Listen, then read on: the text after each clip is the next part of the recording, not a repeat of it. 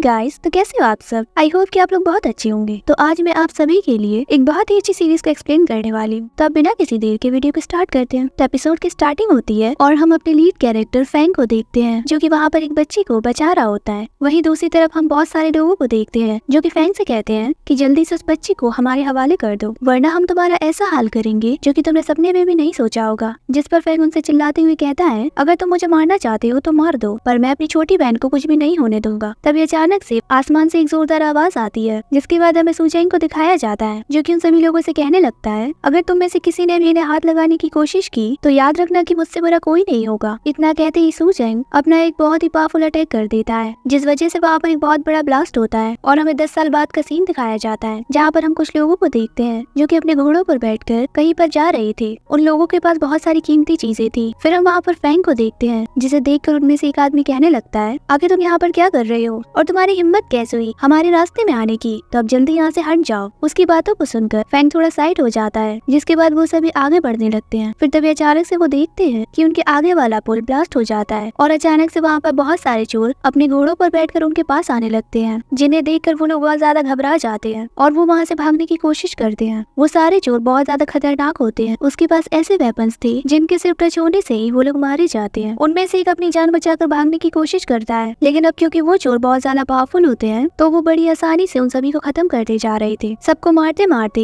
वो चोर उन लोगों के हेड को भी खत्म कर देता है, जिसके बाद वो चोर उन लोगों की सारी कीमती चीजों को ले लेते हैं। उसके बाद हमें दिखाया जाता है कि उनमें से कुछ चोरों को उस कीमती सामान में कुछ एलिक्सर मिलते हैं जो कि बहुत ही ज्यादा हाई ग्रेड के होते हैं। उन एलिक्सर्स को पाकर वो लोग बहुत ही ज्यादा खुश होते हैं, क्योंकि ऐसे हाई ग्रेड के एलिक्सर्स उनकी कल्टीवेशन को बढ़ाने में हेल्प करेंगी। लेकिन तभी अचानक से वहाँ पर फैंग आ जाता है। फैंग को देखकर घोड़े पर बैठा एक आदमी उससे कहने लगता है कि आज हमारा मूड बहुत ज्यादा अच्छा है, तो आज के लिए हम तुम्हें जिंदा छोड़ देते हैं। लेकिन फैंग तो कुछ अलग ही एटीट्यूड में था, जिसके बाद वो उनसे कहता है कि तुम मुझे क्या छोड़ोगे, चलो मैं ही तुम्हें एक ऑफर देता हूँ कि अगर तुम इन सारी कीमती चीजों को मुझे दे देते हो तो मैं तुम सबको छोड़ दूंगा। ये सुनकर वो चोर उससे कहने लगता है कि क्या तुम मजाक कर रहे हो, तुम्हें लगता है कि तुम अकेले हम सबको हरा लोगे, तुम्हारी इतनी हिम्मत कि तुमने हमसे ऐसे बात की, तो रुको मैं अभी तुम्हें सबक सिखाता हूँ। इतना कहकर वो अपनी तलवार को बाहर निकाल लेता है, जिसके बाद फैंग भी अपनी तलवार को बाहर निकाल लेता है। फिर उन दोनों के बीच फाइट शुरू हो जाती है, जहाँ पर हम देखते हैं कि फैंग ने सिर्फ एक ही वार से उस चोर की हालत बहुत ज्यादा खराब कर दी थी और जिसके बाद फैंग उसको वहीं पर मार डालता है। ये देखकर उनका एक साथी बहुत ज्यादा हैरान हो जाता है और वो कहने लगता है कि आखिर ये लड़का इतना ज्यादा पावरफुल कैसे हो सकता है। जिसके बाद वो सभी मिलकर फैंग पर हमला करने का डिसाइड करते हैं, लेकिन इससे फैंग को कुछ भी फर्क नहीं पड़ता। वो इतनी आसानी से उन सभी को हरा देता है जैसे कि उसके लिए बच्चों का खेल हो। उसकी फाइटिंग स्किल्स को देखकर उन चोरों का लीडर भी बहुत ज्यादा हैरान हो गया था और वो अपने मन में सोचने लगता है कि आखिर ये लड़का कौन है और इसके अंदर ऐसी खतरनाक पावर्स कहाँ से आई। जिसके बाद वो खुद ही फैंग का सामना करने के लिए आ जाता है। जिसके बाद फैंग और वो लीडर एक दूसरे से फाइट करने लगते हैं और उनके बीच की फाइट बहुत ही ज्यादा जबरदस्त होती है, क्योंकि वो लीडर भी किसी से कम नहीं है। वो भी फैंग को अच्छी टक्कर देता है। फिर हम देखते हैं कि अब वो लीडर फैंग पर भारी पड़ने लगा था। ऐसी सिचुएशन को देखकर फैंग तुरंत अपनी स्पिरिचुअल स्वॉर्ड टेक्निक को एक्टिवेट कर लेता है और जिस वजह से वहाँ पर एक बहुत ही बड़ी स्वॉर्ड आ जाती है, जिसकी एनर्जी बहुत ही हाई लेवल की होती है। अब इतनी पावरफुल एनर्जी की वजह से इसकी रेंज में आए सारे लोग वहीं पर मारे जाते हैं। अब खुद को ऐसे हारते हुए देखकर वो लीडर अपनी जान बचाकर वहाँ से भागने लगता है। उसके बाद हमें सुजैंग को दिखाया जाता है, जिसे हमने स्टार्टिंग में देखा था। साथ ही हम उसकी बहन को भी देखते हैं। अब इतनी सारी कीमती चीजों को पाकर वो दोनों ही बहुत ज्यादा खुश होते हैं। जिसके बाद फैंग की छोटी बहन श्या उन चोरों को वेपन्स को देखकर कहती है कि ये तो बहुत ही पावरफुल वेपन्स हैं, ये पक्का कोई आम चोर नहीं हो सकते। जिस पर सुजैन फैंग से कहने लगता है कि फैंग तुमने जो भी किया बिल्कुल सही किया, लेकिन तुम्हें उनके लीडर को ऐसे जाने नहीं देना चाहिए था। लेकिन मैं खुश हूँ कि तुम पहले से बहुत ज्यादा स्ट्रॉन्ग हो गए हो। उसके बाद फैंग वहाँ पर बैठे हुए उन हाई लेवल्स के पिल्स को खाने लगता है। ये देखकर श्या सुजैन से पूछने लगती है कि मैंने और फैंग ने इतने सारे हाई लेवल के पिल्स खा लिए, तो फिर भी हमारे लेवल्स क्यों नहीं बढ़ रहे हैं। अब तक तो फैंग को ब्रेक थ्रू करके लेवल 8 पर पहुंच जाना चाहिए था। जिस पर सुजैन उसे जवाब देते हुए कहता है कि वैसे इस बारे में तो मुझे भी नहीं पता कि आखिर तुम्हारी कल्टीवेशन लेवल क्यों नहीं बढ़ रही है। शायद हो सकता है कि फैंग की कल्टीवेशन रुक गई हो, लेकिन तुम बिल्कुल भी चिंता मत करो, उसकी खाई गई वो पिल जरूर काम करेंगी। वैसे मैंने भी फैंग की पावर को मेंटेन करने के लिए एक पिल तैयार की है जो कि हमें बहुत जल्द मिलने वाली है। वो लोग ये सब बातें कर ही रहे होते हैं, तभी फैंग देखता है कि कोई उन्हें छिपकर देख रहा है। लेकिन तभी सुजैन फैंग को कहता है कि तुम उसकी चिंता मत करो, वो हमारा ही आदमी है जिसे मैंने वहाँ पर तैनात किया हुआ है। जिसके बाद वो आदमी उनके नजदीक आता है और वो सुजैन को बताता है कि आज के लिए तो मेरे पास ज्यादा इन्फॉर्मेशन नहीं है, बस मुझे यही बताना है कि आपसे हमारे मास्टर मिलना चाहते हैं, क्योंकि वो बाहर जा रहे हैं और वो चाहते हैं कि आप भी उनके साथ जाएं। जिस पर सुजैन उससे कहने लगता है कि कल तो मैं बहुत ज्यादा बिजी रहने वाला हूँ, लेकिन तुम चिंता मत करो, मैं कैसे भी वहाँ पर पहुँचने की कोशिश करूंगा। उसके बाद वो आदमी फैंग को देखता है जिसे वो बिल्कुल पहचान नहीं पाता और वो सूजन से पूछने लगता है क्या ये हमारे ग्रुप का न्यू मेंबर है, जिस पर सूजन उससे कहता है कि हाँ ये मेंबर है भी और नहीं भी। उसके बाद वो आदमी फैंग की तलवार को देखता है जो कि असल में सूजन की होती है, जिसके बाद वो आदमी सूजन से कहने लगता है आप तो अपनी तलवार किसी को छूने तक नहीं देते, तो आपकी तलवार इस लड़की के पास क्या कर रही है। जिस पर सूजन उससे कहता है कि मैंने तो फैंग को ये तलवार ऐसे ही दे दी। ये सुनते ही वो आदमी बहुत ज्यादा हैरान हो जाता है, साथ ही साथ वो समझ जाता है कि इस लड़की में पक्का कुछ ना कुछ खास बात तो जरूर होगी, वरना ऐसे मास्टर अपनी तलवार उसे नहीं देते। उसके बाद सीन शिफ्ट होता है और हम उन तीनों को देखते हैं जो कि वापस अपने घर जा रहे होते हैं। रास्ते में चलते चलते सूजन फैंग से कहता है कल तुम्हें तुम्हारी पिल मिल जाएगी जिससे तुम्हारी पावर बैलेंस्ड हो जाएगी और साथ ही तुम्हारा लेवल अप भी होगा, और अगर कल मैं तुम्हारे साथ ना भी हुआ तो फिर भी तुम इस पिल को जरूर खा लेना। जिस पर फैंग उससे कहने लगता है कि सीनियर अगर मैंने इस पिल को खा लिया तो क्या होगा। जिस पर सूजन उसे बताता है कि अगर एक बार तुमने उस पिल को खा लिया तो तुम्हारी कल्टीवेशन स्पीड इतनी ज्यादा बढ़ जाएगी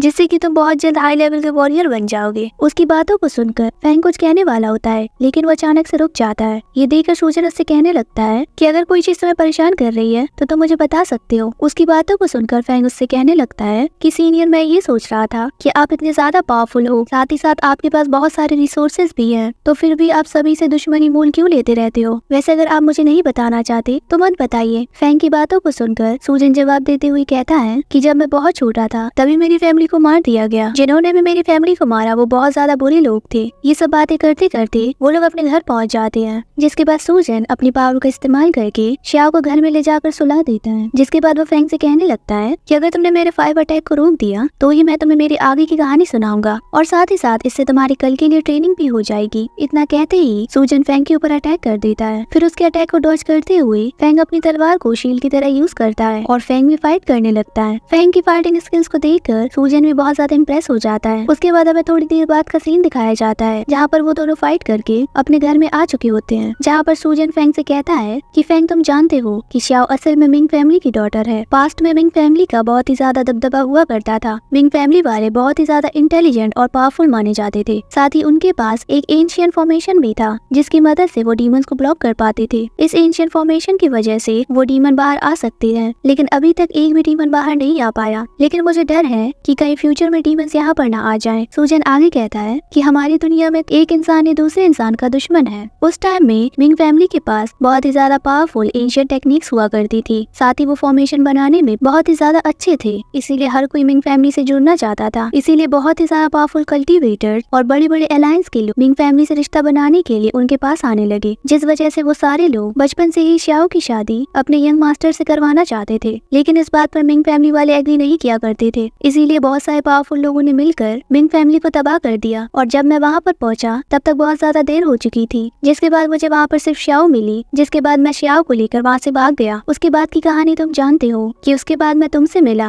और जब मैंने देखा कि श्याओ तुम्हारे साथ बहुत ज्यादा खुश रहती है तो इसीलिए मैंने तुम्हें मेरे साथ चलने को कहा। फैंग उसकी बातें बहुत ही ज्यादा ध्यान से सुन रहा होता है। उसके बाद सूजन उससे कहता है कि चलो बहुत ज्यादा रात हो गई है, तुम अब सो जाओ। उसके बाद हमें नेक्स्ट डे का सीन दिखाया जाता है जहाँ पर 2 लोग कहीं से आ रहे होते हैं, उनके साथ एक ओल्ड मैन भी होता है। जिसके बाद उनमें से एक आदमी कहने लगता है कि हमें यहाँ पर बहुत संभल के रहना होगा क्योंकि लुटेरे हम पर कभी भी हमला कर सकते हैं। ये सुनकर उस ओल्ड मैन के सामने वाला आदमी कहने लगता है कि मास्टर अब तो आप ब्रेक थ्रू करने वाले हो और अगर आपने एक बार ऐसा कर लिया तो कोई भी आपके सामने टिक नहीं पाएगा। उसके बाद हम एक लड़की को देखते हैं जो कि उन दोनों को ही देख रही थी। जिसके बाद उस यंग मैन ने उस लड़की को देख लिया था, जिसके बाद अचानक से वो लड़की आगे बढ़कर उन पर हमला कर देती है। लेकिन तभी अचानक से वो लोग एक शील्ड क्रिएट कर लेते हैं, जिसके बाद उस लड़की के अटैक से वो शील्ड पूरी तरीके से डिस्ट्रॉय हो जाता है। फिर वो लड़की और वो ओल्ड मैन एक दूसरे से फाइट करने लगते हैं। फिर हमें दिखाया जाता है कि अचानक से वो लड़की फाइट रोककर उस ओल्ड मैन की कैरेज से एक बॉक्स को लेकर वहाँ से भागने लगती है। ये देखते ही वो ओल्ड मैन उसका पीछा करने लगता है। फिर वो यंग मैन अपने आदमियों से कहने लगता है कि उस बॉक्स की चिंता बिल्कुल मत करो क्योंकि हमारे मास्टर उस बॉक्स को जरूर लेकर आएंगे, तो सबसे पहले हमें बाकी चीजों को बचाना होगा। वो ये सब कह ही रहा था तभी अचानक से वहाँ पर बहुत सारे लुटेरे आ जाते हैं। उसके बाद वो लुटेरे सबको मारना शुरू करते हैं। उसके बाद हम फैंग और सूजन को देखते हैं जहाँ पर फैंग उससे कह रहा होता है कि सीनियर आपने तो बिल्कुल सही कहा था कि यहाँ पर इतने सारे लुटेरे आएंगे। इतना कहकर जैसे ही फैंग अपने पीछे देखता है तो सूजन वहाँ पर नहीं होता। ये देखकर फैंग हैरान होकर कहने लगता है कि हर बार ऐसा ही होता है, अचानक से सीनियर गायब हो जाते हैं और सभी चीजों को मुझे संभालना पड़ता है। उसके बाद हमें दिखाया जाता है कि सब लोग एक दूसरे से फाइट करने में बिजी होते हैं और इसी मौके का फायदा उठाकर फैंग उस गैरेज के अंदर घुस जाता है जहाँ पर उसे बहुत सारे रेयर पिल्स मिलते हैं। तभी अचानक से फैंग को वहाँ पर एक हिडन बॉक्स मिलता है जिसके अंदर एक बहुत ही खास पिल होता है। उस पिल को देखकर फैंग को सूजन की बात याद आ जाती है कि अगर तुम्हें एक ऐसा बॉक्स मिलता है जिसके अंदर सिर्फ एक ही पिल हो तो तुम बिना कुछ सोचे उस पिल को खा लेना। और फिर फैंग ऐसा ही करता है, वो उस पिल को खाकर कल्टीवेशन करने लगता है, जिसके बाद हमें पता चलता है कि उसने आखिरकार ब्रेक थ्रू कर ही लिया। उसके बाद हम देखते हैं कि उन लुटेरों की लीडर ने फैंग को देख लिया था और वो बहुत ही ज्यादा गुस्से में उससे कहने लगते हैं कि आज तुम्हारी वजह से हमारा इतना ज्यादा नुकसान हो गया है, आज हम तुम्हें जिंदा नहीं छोड़ने वाले। इतना कहते ही वो लीडर उस पर हमला कर देता है, लेकिन फैंग उसके अटैक को बहुत आसानी से डॉज कर जाता है। फिर फैंग तुरंत अपनी सीक्रेट टेक्निक्स का यूज करता है जिससे कि वहाँ पर एक बहुत बड़ा ब्लास्ट हो जाता है। उसके बाद सीन शिफ्ट होता है और हमें रात का सीन दिखाया जाता है और जिसके बाद हमें पता चलता है कि उस फाइट के बाद फैंग वहाँ से भाग गया था। वो अभी तक वहाँ से भाग ही रहा होता है, जहाँ पर हम देखते हैं कि उसके गले में लटका हुआ वो बोन लॉकेट बहुत तेजी से चमक रहा था। ऐसा लग रहा था कि वो फैंग को कहीं पर ले जाना चाहती है। फिर यहाँ से सीन शिफ्ट हो जाता है और हमें एक सुंदर सी लड़की को दिखाया जाता है, लेकिन वो लड़की बहुत ज्यादा बीमार होती है, जहाँ पर वो अपने अंकल से कह रही थी कि अंकल आखिर आप कहाँ चले गए, मेरी तबीयत बहुत ज्यादा खराब हो रही है। लेकिन तभी अचानक से वहाँ पर फैंग आ जाता है, जहाँ पर हम देखते हैं कि उसका वो बोन लॉकेट फैंग को उस लड़की की तरफ ले जाने लगता है। फैंग को देखकर वो लड़की उससे कहने लगती है कि प्लीज तुम्हारे पास जो मेडिसिन है वो मुझे दे दो। फिर वो लड़की आगे बढ़ते हुए फैंग के लॉकेट को पकड़ लेती है। उसके बाद हम उसी लड़की को देखते हैं जो कि उस ओल्ड मैन का बॉक्स लेकर वहाँ से भाग रही होती है। वो ओल्ड मैन अभी तक उसका पीछा कर रहे थे, जिसके बाद उस लड़की को बहुत ज्यादा गुस्सा आ जाता है और वो उस बॉक्स को सीधा उस ओल्ड मैन पर फेंक देती है। लेकिन वो ओल्ड मैन किसी से कम नहीं होते हैं, वो अकेले ही उस बड़े से बॉक्स को रोक लेते हैं। तब अचानक से वहाँ पर एक बंदे की एंट्री होती है जो कि उस ओल्ड मैन का सीनियर होता है, साथ ही वो उस लड़की का अंकल भी है और जिसका नाम शाओसेन है। उसके बाद हमें दिखाया जाता है कि शाओसेन के पास सूजन भी आ जाता है। अब सूजन को देखकर शाओसेन उससे पूछने लगता है कि अब तुम्हारी बहन की हालत कैसी है, क्या वो भी ठीक है। जिस पर सूजन उसे बताता है कि वो जैसी थी वैसी ही है, वो अभी भी बहुत ज्यादा पेन में है, उसे हर 15 दिनों में एलिक्जर्स देने पड़ते हैं। मुझे अभी तक उसका कोई परमानेंट इलाज नहीं मिल पाया है, मुझसे तो उसकी तकलीफ देखी नहीं जाती। इन सभी बातों के साथ वो दोनों वहाँ से चले जाते हैं। उसके बाद सीन शिफ्ट होता है और हम शाओ को देखते हैं जो कि जाग गई थी, और जब वो घर में किसी को नहीं देखती तो वो अपने आप से कहने लगती है कि आज भी ये सब लोग मुझे छोड़कर चले गए, मैं तो अकेले रह रहकर बोर हो चुकी हूँ। फिर हम देखते हैं कि वो अपनी तीर और कमान को लेकर फैंग और सूजन को ढूंढने के लिए चली जाती है। जिसके बाद हम देखते हैं कि बहुत देर तक ढूंढने के बाद भी शाओ को वो लोग नहीं मिलते। ये देखकर शाओ बहुत ज्यादा परेशान हो जाती है। शाओ थोड़ा और आगे तक जाती है, जिसके बाद अचानक से शाओ को फैंग की बयान दिखाई देती है। शाओ को उन दोनों पर बहुत ज्यादा गुस्सा आता है कि वो दोनों उसे ऐसे अकेला छोड़कर कैसे जा सकते हैं। इसी गुस्से में वो बहुत जोर से चिल्लाते हुए कहती है कि आखिर तुम दोनों कहाँ पर चले गए। फिर हम देखते हैं कि शाओ की आवाज को उन लुटेरों का लीडर भी सुन लेता है, जहाँ पर वो देखता है कि शाओ के हाथ में फैंग की बयान होती है। ये देखकर वो समझ जाता है कि पक्का ये लड़की उस लड़की को जरूर जानती होगी। फिर वो लीडर अपनी फायर एरो को तैयार करता है जिससे कि वो शाओ पर हमला कर सके, लेकिन तभी शाओ ने भी उसे देख लिया था, जिसके बाद वो उसके अटैक से जैसे तैसे खुद को बचा लेती है। शाओ भी अपनी तीरों के साथ उनका सामना करने की कोशिश कर रही थी, लेकिन वो लोग बहुत ज्यादा पावरफुल होते हैं। ये बात शाओ भी समझ जाती है, जिसके बाद वो वहाँ से भागना शुरू कर देती है। ये देखते ही वो लीडर अपने आदमियों को ऑर्डर देता है कि जल्दी से उस लड़की को पकड़ के लाओ। जिसके बाद उनका वो लीडर अपने फायर एरोस का यूज करके शाओ के रास्ते को ब्लॉक कर देता है। ये देखकर शाओ बहुत ज्यादा घबरा जाती है, जिसके बाद वो बहुत जोर से फैंग का नाम लेकर चिल्लाने लगती है। जिसके बाद अचानक से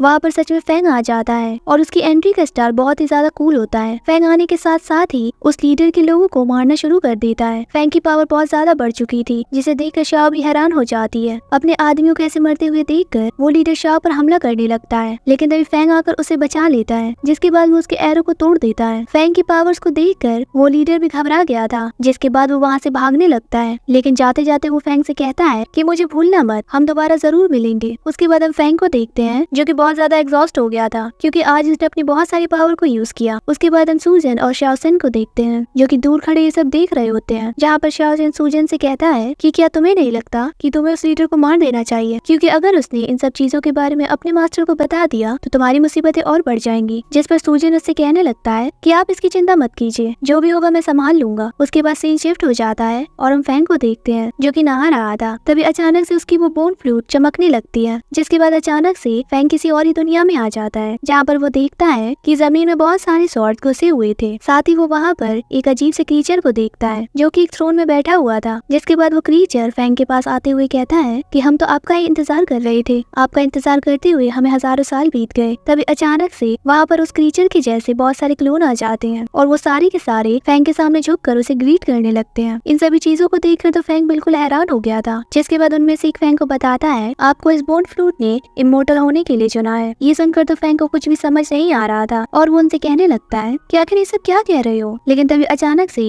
वो सारे अजीब क्रीचर्स वहाँ से डिसअपीयर हो जाते हैं, जिसके बाद हम एक आदमी को देखते हैं जो कि चिल्ला चिल्ला कर फैंग को बुला रहा था। जिसके बाद अचानक से फैंग की नींद खुल जाती है और इसी के साथ हमारा ये एपिसोड यहीं पर एंड हो जाता है। होप कि आपको वीडियो अच्छी लगी होगी। ओके, तो मिलते हैं नेक्स्ट वीडियो में। Bye bye.